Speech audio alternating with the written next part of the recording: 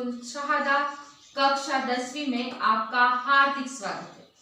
आज हम देखने जा रहे हैं दूसरी इकाई पाठ क्रमांक 2 लघु कथा है नरेंद्र छाबड़ा लिखित ये पूरक पठन। तो इस पूरक पठन ने नरेंद्र छाबड़ा जी ने 2 लघु कथाएं दी हुई। लघु कथा इसका मतलब है स्मॉल स्टोरी। तो इसमें उन्होंने पहली लघु कथा को नाम दिया है कंगाल और दूसरी लघु कथा को नाम दिया है सही उत्तर।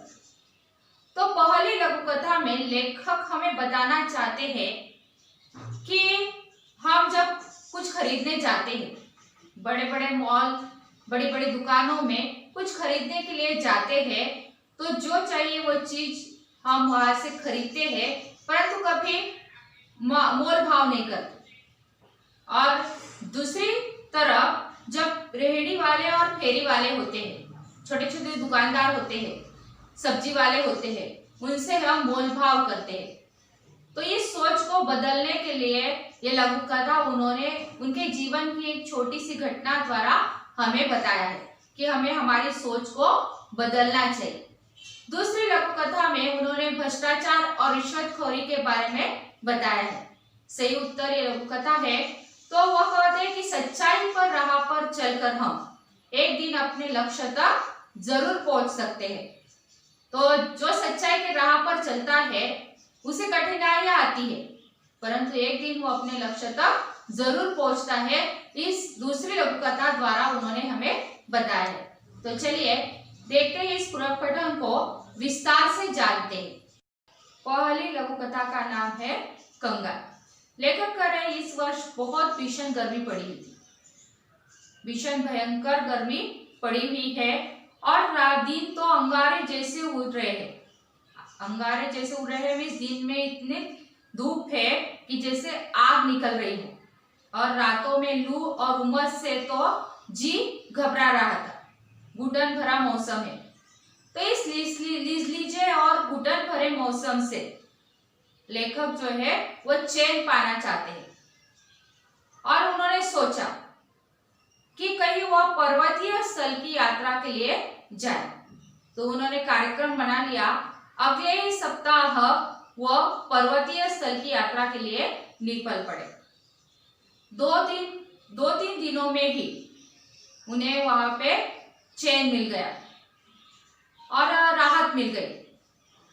और वो कह रहे हैं कि वहां का जो प्राकृतिक सौंदर्य है, प्राकृतिक सौंदर्य जैसे वहां पे नैसर्गिक सौंदर्य जो है, हरे भरे पहाड़, लेखक ने कहा है वह हरे भरे पहाड़, उसके साथ साथ दीर्घता सिद्ध करते हुए वृक्ष, वहां पे कई सालों से बड़े बड़े पेड़ खड़े हैं जो अपनी दीर्घता सिद्ध कर रहे हैं। हरा भरा पूरी तरह हरियाली है, हरे भरे पेड़ है, दीर्घता सिद्ध करते हुए वृक्ष, और नीरवता में शोर करता हुआ झरना अपना अस्तित्व सिद्ध कर रहा है।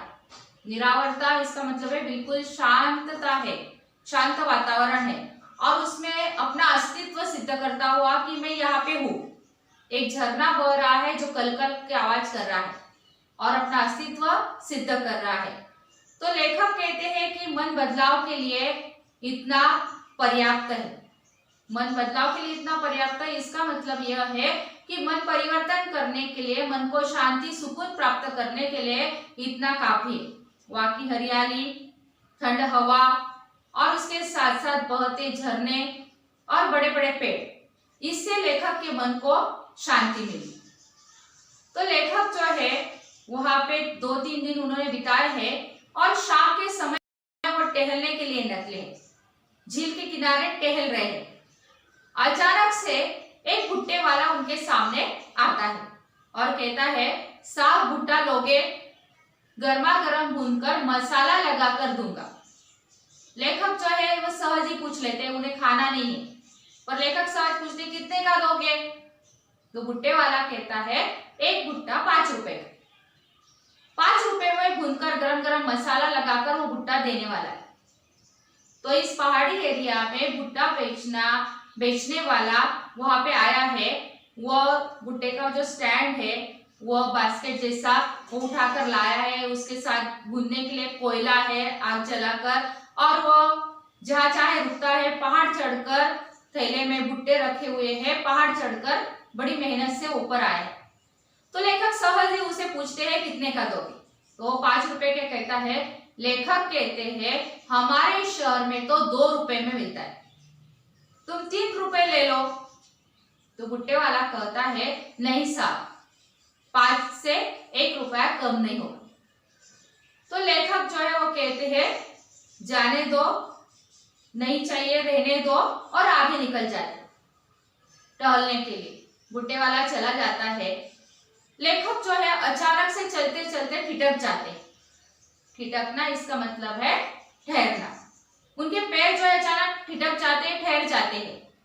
लेखक सोचने लगते हैं, उनके मन में विचार आते हैं, जब हम किसी बड़े होटल में, महंगे होटलों में खाना खाते हैं, इन पहाड़ियों पर घूमने का शौक रखते हैं, पैसा खर्च कर कर ट्रैवलिंग करके इतनी दूर आते हैं, पैसा खर्च कर कर। इन पहाड़, हमारे जैसे लोग जो है, अमीर लोग जो है, पहाड़ों पर घूमने का शौक रखते हैं, महंगी होटलों में ठहरते हैं, उसका किराया देते हैं, अच्छा खाना खाते, पैसे देकर होटलों में खाना खाते हैं, और ये बेचारा ये पहाड़ चढ़कर इतनी दूर आया, इसे हम नापतोल कर रहे हैं, मोलभाव कर रहे हैं। तो लेखक को अपने मन में ही सोचकर बुरा लगा, और वैसे ही लेखक का सोचना सही है। जब हम जहाँ पे इतने पैसे खर्च करते हैं, महंगी होटलों में रहकर घूमने के लिए शॉपिंग करते हैं, मॉल में जाकर, वहां पे बिना झिझक पैसे दे देते, परंतु गरीब भुट्टे वाला इतनी मेहनत करके पहाड़ी एरिया चढ़कर आया है, उसको हम 2 रुपए के लिए झिझक कर रहे। तो लेखक जो है वैसे ही उल्टे पैर वापस आते हैं, घूमते हुए भुट्टे वाले के पास आते हैं वापस, और उससे 20 रुपए में 4 भुट्टे खरीदते हैं, इस 5 रुपए का है।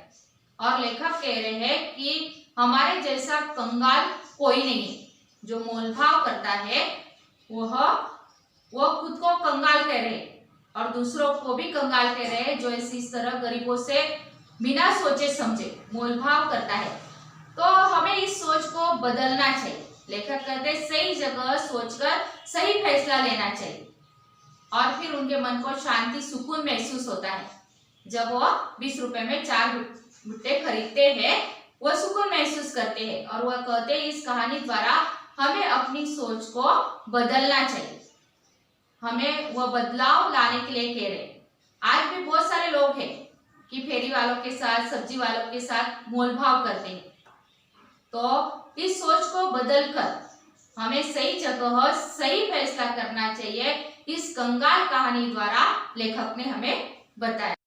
हमारी दूसरी लघु कथा है सही उत्तर। इसमें एक युवक है जो कई स्थानों पर नौकरी के लिए आवेदन दे चुका है, अर्ज कर चुका है। उसे कई जगह साक्षात्कार दी है, इंटरव्यू दी है, और उसके पास बहुत सारे प्रमाण पत्र है, परंतु उसके प्रमाण पत्रों की जो फाइल है उसे नौकरी दिलाने में नाकामयाब रही। उसे नौकरी नहीं मिल रही। क्यों नहीं मिल रही है? क्योंकि हर जगह भ्रष्टाचार, रिश्वत का बोलबाल, हर जगह पैसे लगते हैं, हर जगह लोग पैसे लेते हैं नौकरी के लिए। एक कागज भी अगर हम किसी सरकारी दफ्तर में कुछ मंजूर करने के लिए जाते हैं, तहसील कार्यालय में, तो भी वहां पे साइन करने के 10 रुपए लगते। तो इस तरह भ्रष्टाचार हमारे देश में बढ़ चुका है, और वो युवक बहुत परेशान है। इस भ्रष्ट और रिश्वत समाज व्यवस्था को कोसने के अलावा उसके वश में अब कुछ भी नहीं रहता है, और उसे नौकरी नहीं मिल पा रही। उसके पास बहुत सारी डिग्रियां हैं, वो पढ़ा लिखा है, बहुत होशियार है, परंतु हमारी जो समाज व्यवस्था है इसमें पैसों के बिना कुछ भी काम नहीं होता। जब तक हम रिश्वत नहीं देते तब तक कुछ भी काम नहीं होता। इसीलिए उस युवक को नौकरी नहीं मिल रही है, और वही स्पष्ट रिश्वतखोर समाज व्यवस्था को कोसता रहता है, मन ही मन समाज व्यवस्था को गालियां दे। आज उसे और एक जगह साक्षात्कार के लिए जाना है, इंटरव्यू के लिए जाना है। आज तक तो वह देशभक्ति, शिष्टाचार, ईमानदारी, नैतिकता, इन विचारों को तर्कपूर्ण रीति से संभालता आ रहा है, परंतु उसे सिर्फ असफलता ही मिली है। वो सच्चाई के राह पर चलता है, देश पर प्रेम करता है, देशभक्त है, इसीलिए वो भ्रष्टाचार नहीं करना चाहता। उसकी नीति जो है उसे गलत काम करने से रोकती है। बहुत ईमानदार है, वो रिश्वत नहीं देना चाहता और इसी के कारण आज तक उसे सिर्फ अच्छे गुणों के कारण, उसकी अच्छाई के कारण ही आज तक उसे असफलता मिली।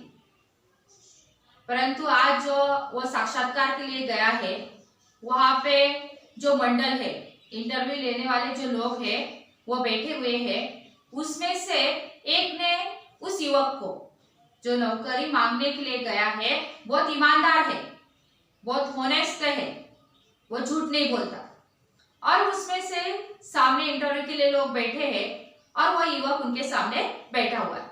तो उन साक्षात्कार जो मंडल है, इंटरव्यू लेने वाले जो लोग हैं, उन मंडलों में से एक प्रतिनिधि ने उनसे पूछा कि भ्रष्टाचार के बारे में आपके क्या विचार है?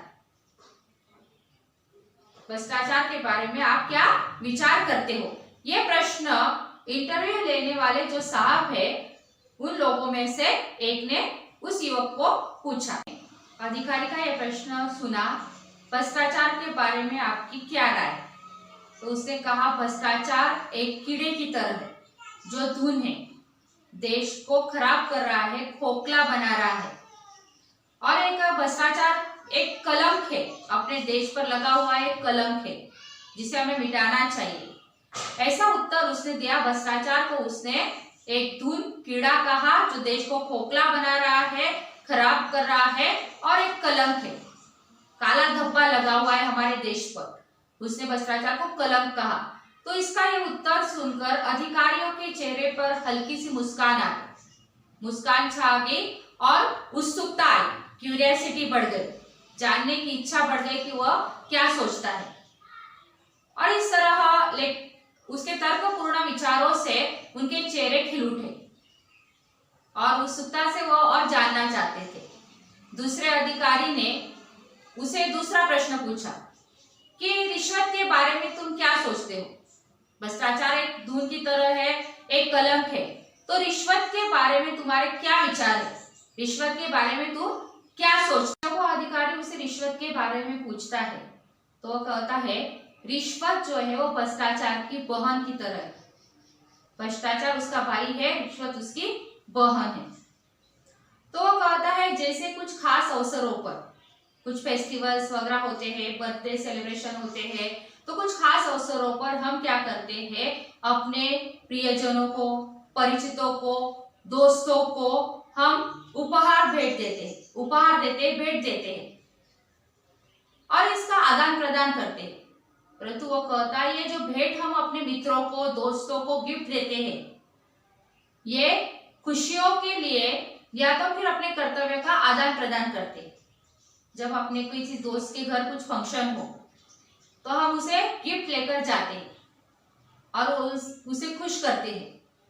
आपके जो दोस्त होते हैं उनको हम बर्थडे गिफ्ट देते हो तो खुश हो जाते हैं, तो वो भी अपना कर्तव्य करता है आपको खुश करने के लिए, वो भी आपको उपहार देता है।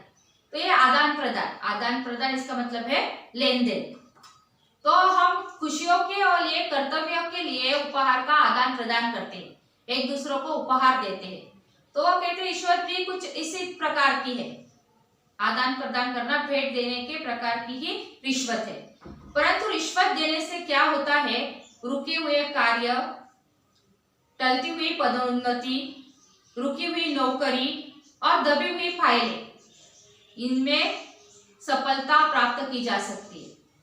आदि कार्यों में हम सफलता प्राप्त कर सकते हैं। जैसे किसी की नौकरी रुक गई है तो हम रिश्वत देकर उस नौकरी को लगा सकते। किसी की फाइल दबानी है तो वह दब जाती है। किसी की पदोन्नति करनी है, किसी का प्रमोशन करना है तो पैसे देकर लोग प्रमोशन कर लेते हैं, पदोन्नति कर लेते हैं। तो इस तरह बहुत सारे काम जो है रिश्वत देकर होते हैं। तो वो युवक कहता है उन लोगों को कि रिश्वत जो है वो भ्रष्टाचार की बह है, उसी तरह एक समाज पर एक कलंक है।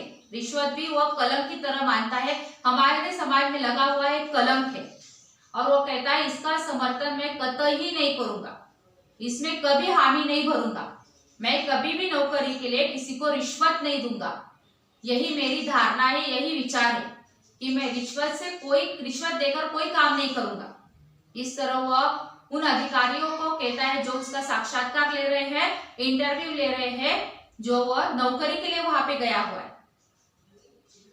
तो वहां से वह अपनी फाइल लेता है और उठाकर फाइल को लेकर बाहर निकल आता है। उसे पता है कि यहाँ भी उसका चयन नहीं होगा, यहाँ भी उसे नौकरी नहीं मिलेगी, और इस तरह वह सच बोलकर वहां से चला आता है। जो उसके विचार है, सच्चाई की राह पर चलता है, ईमानदार है, भ्रष्टाचार करना, रिश्वत देना उसे मंजूर नहीं है। और वह युवक जो है भ्रष्टाचार कर और रिश्वत देकर नौकरी नहीं करना चाहता है, भ्रष्टाचार और रिश्वत के बिल्कुल खिलाफ है, और इसीलिए वह अपनी फाइल जो है, प्रमाण पत्र की फाइल लेकर वहां से निकल आता है। उसके बाद अंदर उसे पता है कि उसे नौकरी नहीं मिलने वाली, उसका चयन नहीं होने वाला, परंतु अंदर बैठे जो अधिकारी है वो गंभीरता से विचार विमर्श करते हैं, सोच विचार करते हैं, और सोच विचार करने के बाद उसे नौकरी पर रख लेते हैं, उसका चयन हो जाता है।